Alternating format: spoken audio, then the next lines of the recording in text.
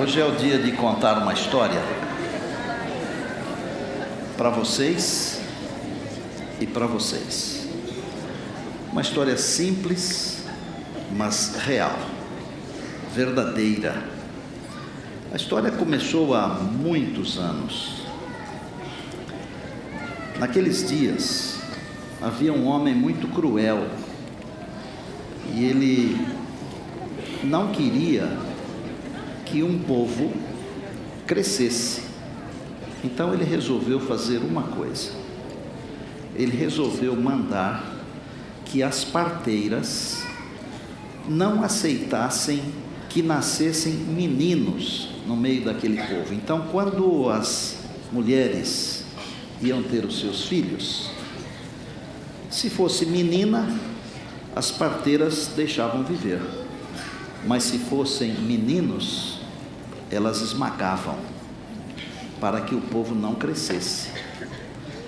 Esse homem era um faraó. E a minha história começa assim. Eu nasci numa família, contrariando as regras daquele país, daquele povo. E a minha mãe, ela teve uma iluminação de Deus. Ela me escondeu. Ela me escondeu num cesto e me colocou dentro do rio. E o barquinho foi andando e aconteceu uma coisa impressionante, porque alguém se apaixonou por mim.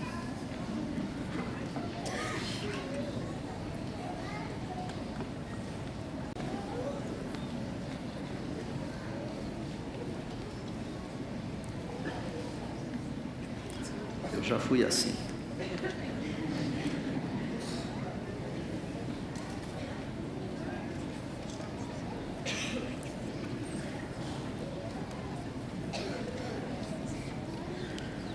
E os dias foram passando, aconteceu uma coisa impressionante, porque quem cuidava de mim era minha mãe. E pela primeira vez na história, uma mãe recebeu um salário para cuidar do próprio filho. Você não acha que isso é coisa de Deus? Quando eu estava menino, talvez 12 anos, eu fui levado para a corte. Deus me concedeu uma coisa especial. Ele me deu capacidade para aprender as coisas, entender as coisas. E eu aprendi todas as ciências que eram ensinadas na corte. E eu me tornei tão importante que eu estava pronto para ser um faraó.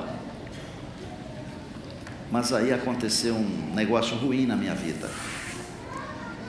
Havia uma briga, não era de trânsito, mas era uma briga assim por causa de preconceito racial. E eu entrei no meio da briga e acabei matando uma pessoa. E eu tive que fugir. E aí eu estava com mais ou menos uns 40 anos. E eu deixei a corte com toda a sua glória, com toda a sua pompa, e fui para um lugar árido, um semideserto. E lá eu comecei a pastorear um rebanho. E eu consegui uma esposa, um sogro, e eu consegui 2 filhos. Mas a minha alegria mesmo era cuidar do rebanho do meu sogro. Parece até que eu era talhado para cuidar dos animais.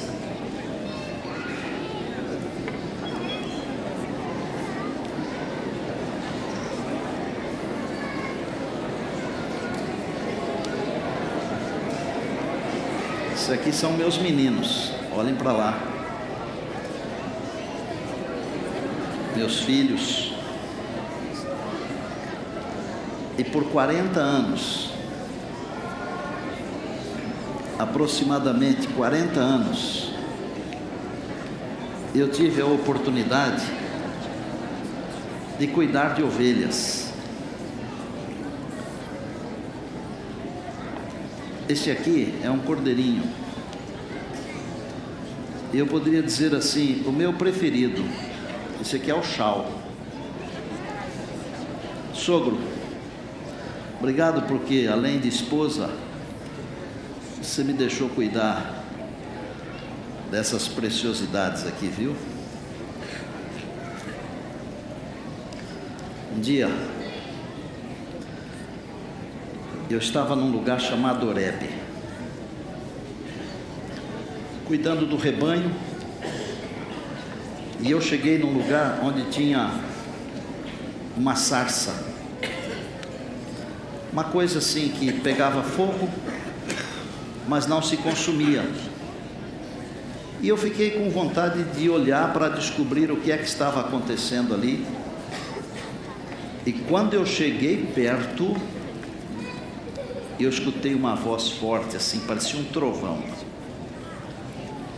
E do meio daquele fogo, alguém me disse assim: Moisés, não chega perto não. Para poder chegar perto, tira o sapato. E eu, humildemente, tirei as sandálias do pé, me inclinei, no meio daquele fogo estava o Senhor, e o Senhor me falou assim: vai libertar o meu povo do Egito. Eu disse: Senhor, mas há 40 anos eu poderia ter feito isso, que eu sabia todas as artes marciais. 40 anos depois, aqui pastoreando o rebanho, tudo que eu sei é o mugido das ovelhas. E outra coisa, como é que eu vou libertar o povo se eu não tenho armas, não tenho nada? Tudo que eu tenho é apenas um cajado.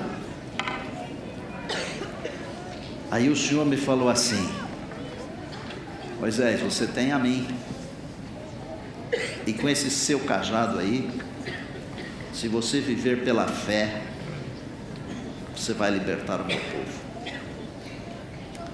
E eu fui me encontrar com o faraó. O faraó era um homem rude, difícil, complicado. E eu tive a impressão que ele não gostou nada de mim. Olha a cara do faraó.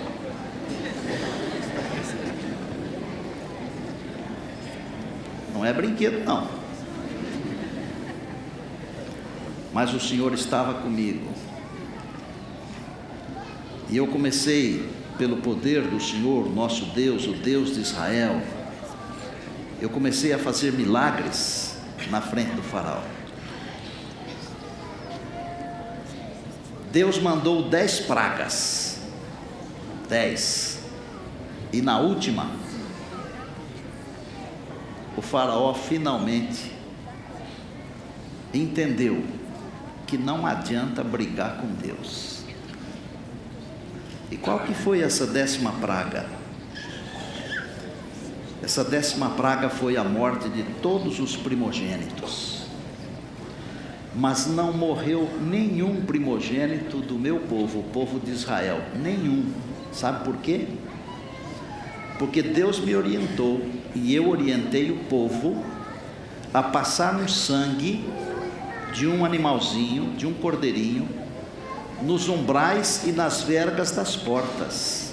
E em toda a casa onde estava o sangue, não houve morte. Mas na casa onde não havia sangue, a morte reinou soberana. E nós saímos tranquilamente. Eles nos deram presentes, muitos presentes, porque eles queriam se ver livres de nós. Mas aí vieram outros problemas. Nós tínhamos que atravessar o mar.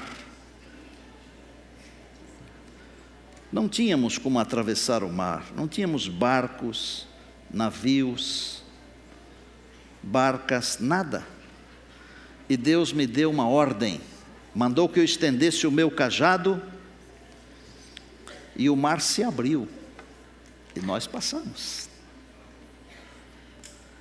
Quando passamos, o exército veio atrás de nós, E Deus mandou que eu estendesse de novo o meu cajado na direção do mar, e o mar se fechou sobre eles, e eles todos morreram.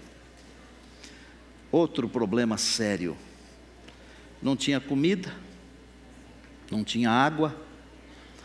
Deus começou a mandar do céu um pão muito gostoso. Deram o nome de maná. E a água? Deus falou comigo para eu bater na rocha. E eu bati na rocha e saiu água. Mas também tínhamos outras dificuldades. Guerras. Eu me lembro de uma delas. Foi com os amalequitas. Eles eram terríveis.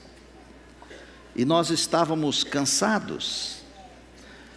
Mas eu tinha 2 amigos queridos que me ajudavam demais.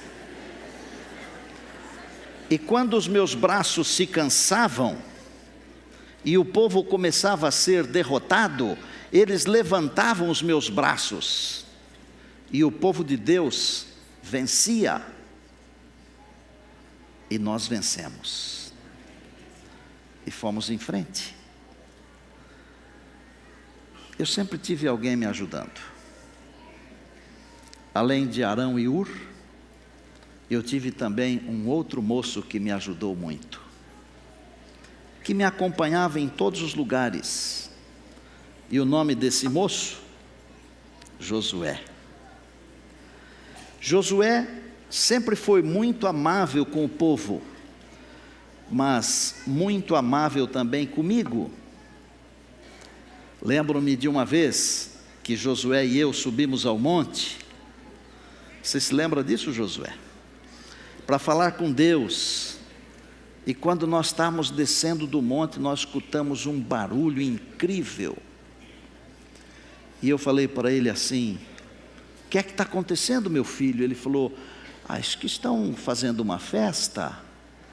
E Deus me disse que não era festa. Eles haviam feito um bezerro de ouro. E nós chegamos lá embaixo. Eu fiquei muito tenso. Sabe o que eu fiz com o bezerro? Josué, obrigado por todos os dias que você serviu a mim e ao Senhor. Eu queimei o bezerro. Moí o bezerro. Misturei aquele ouro queimado e moído na água, numa proporção de 1 pote para cada 100.000 potes, e a água ficou avermelhada. Porque Deus tinha falado para mim o seguinte: eu vou matar todo esse povo aí, e eu vou deixar só você. E só de você eu faço uma nação. E eu disse para o Senhor assim: o Senhor me permite pregar um sermão para o povo? E Ele falou: permito. E eu desci lá.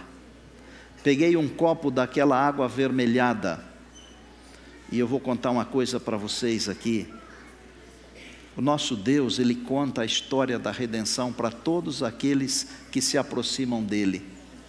Para todos os que vivem pela fé. E Ele me contou, Deus me contou, que um dia o seu Filho viria aqui nesse mundo e derramaria o seu sangue, e todos aqueles que acreditassem no sangue seriam perdoados. Então o que eu fiz? Eu peguei aquela água avermelhada e eu disse para o povo: vocês pecaram, mas um dia o Senhor virá aqui, e quem acreditar no seu sangue será salvo. Vocês querem beber um pouquinho dessa água?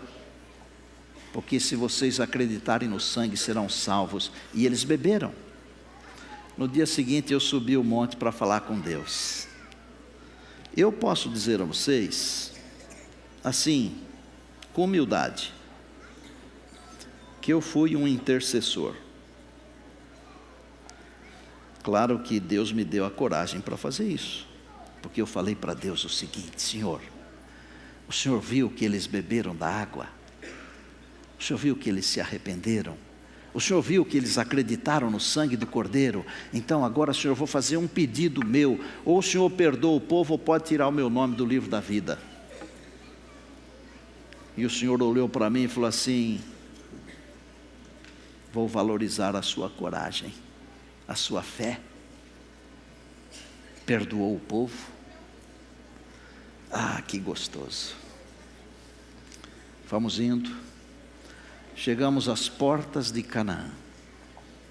Sabem qual era o sonho da minha vida? O sonho da minha vida era entrar na terra prometida. Eu não queria um trono, eu não queria uma cadeira de ouro, nada disso.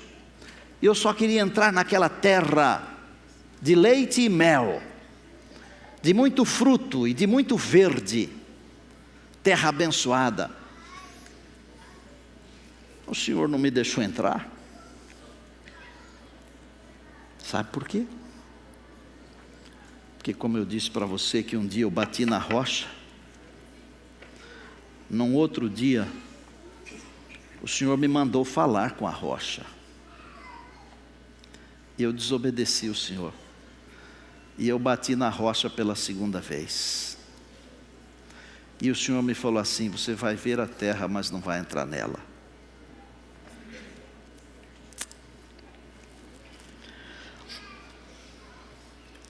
Eu pedi perdão,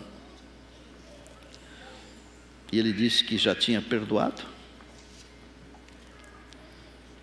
mas Ele disse que não podia retirar a consequência do meu mau ato, do meu pecado. Eu estava lá em cima do monte, no cume do Pisga, e eu olhei a terra em todas as suas dimensões. Que terra! E de repente me deu um sono, mas um sono que eu nunca tinha tido antes, uma coisa impressionante, um sono assim, de fazer dormir de verdade. E o Senhor olhou para mim e falou assim: está com sono, filho? Estou. Deita aqui no colo. E eu deitei no colo dele, e eu dormi o melhor sono dos meus 120 anos. Eu poderia dizer um monte de coisas para vocês, mas eu vou dizer só uma frase, só uma.